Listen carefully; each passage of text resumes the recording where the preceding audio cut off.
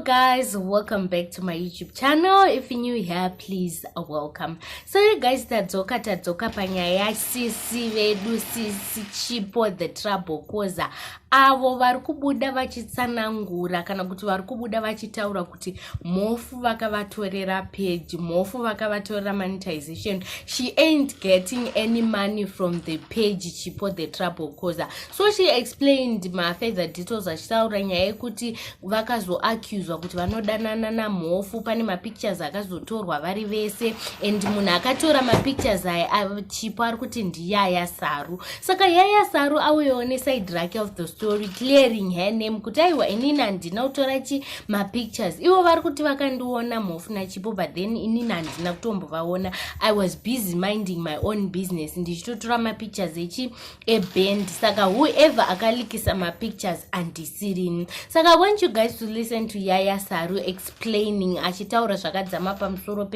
penyaya iyi. Toanalyze tese toona kuti mofu vakadanana chipo here mbva vazotadza kunzwanana kana kuti they worked together vakazotadza kunzwanana along the way.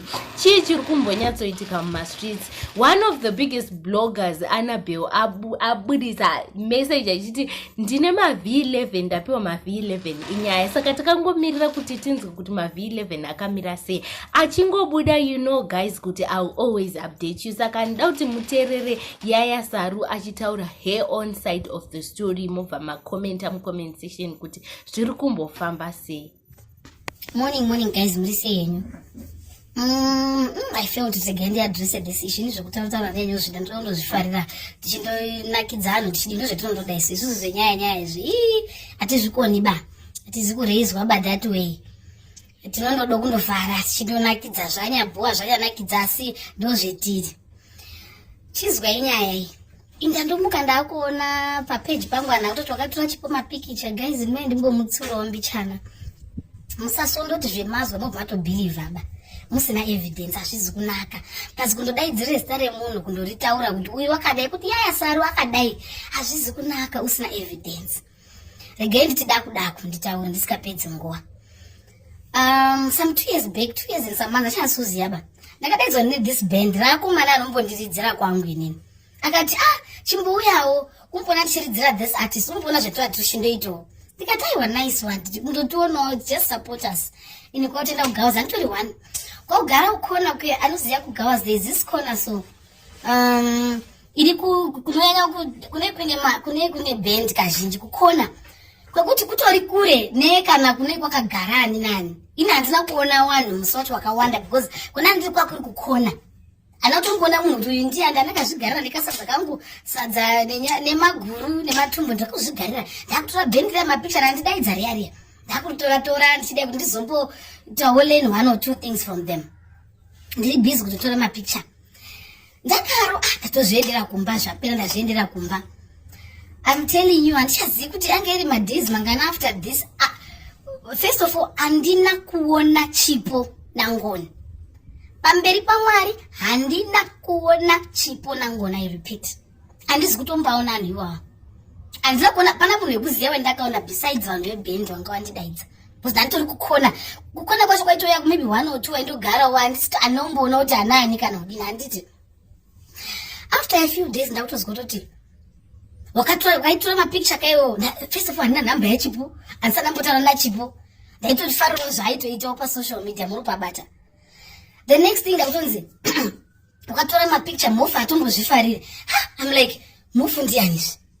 Anotombofunga zvamngoni kuti ndiyo kutotaura, handizi kutombofunga ipapo.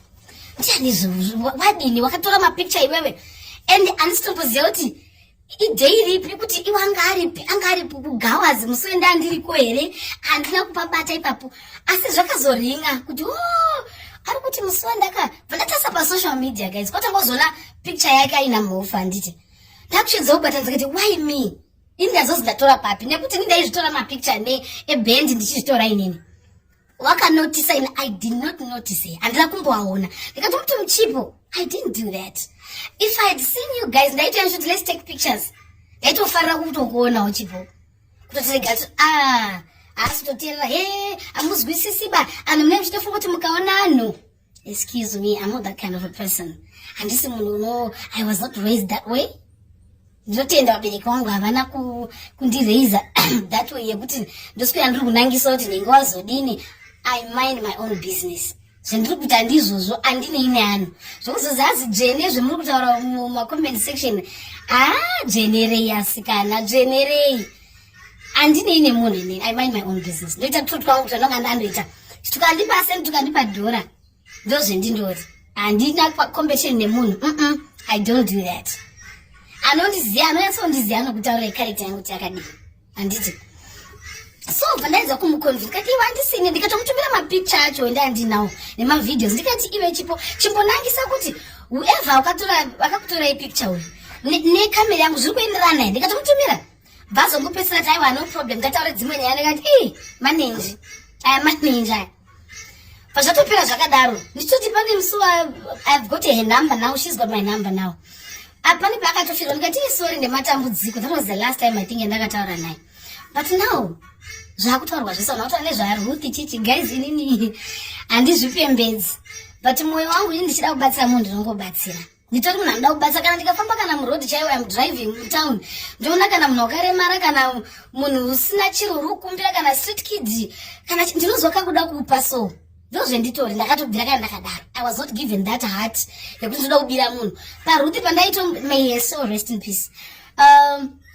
Pekutotanga ndaitobuda nenyama yangu mumba asita abatsirwa navanhu vakawanda kutomuti ngatishepe tinapo mari yacho ndaizoiba sei handiti yaindoenda kuyaienda here kune hama dzake saka ndaizoiba sei musadaro vanhu vamwari handiti.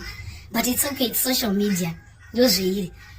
So whoever tuchipo please find out, investigate. Pane kubva wadaidza zita rangu kubvira kuti yasari uya hazvizi kunaka, hazviitwi bakuru anoti hazviitwi.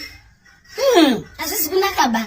Then to the person akatora hake kuna chipo shamwari kuna kama zvinozondobuda mwari unozotozozvindobuda so isazodaro wotora zviro hako wonyarara isu tandionekwa tichindo ende ndamutaurira I repeat ndiye wakandiona chipo ina handizi kuaona kuti aripo namuferi handizi kuanotisa kwendandiri kwacho anoziva pagawazi kune kuine bhendi kuyakweya neukuku kumwe kwacho kune kwaanogara no the rest.